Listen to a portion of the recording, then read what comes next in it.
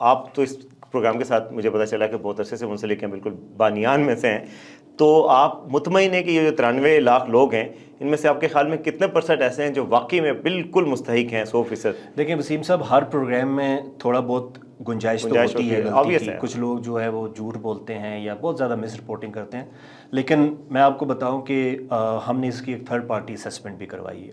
ہم نہ صرف یہ ڈیٹا کلیکٹ کرتے ہیں بلکہ اس کی پھر سیمپل بیسس کے اوپر تھرڈ پارٹی ویریفیکیشن کرتے ہیں. اس تھرڈ پارٹی ویریفیکیشن کی میں آپ کو ریزلٹس بتا رہا ہوں، ہمارے اپنے ریزلٹس نہیں ہیں.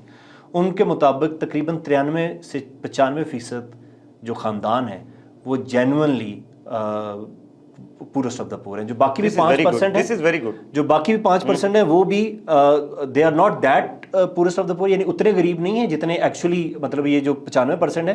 لیکن یہ ایک تھرڈ پارٹی اسیسمنٹ ہے.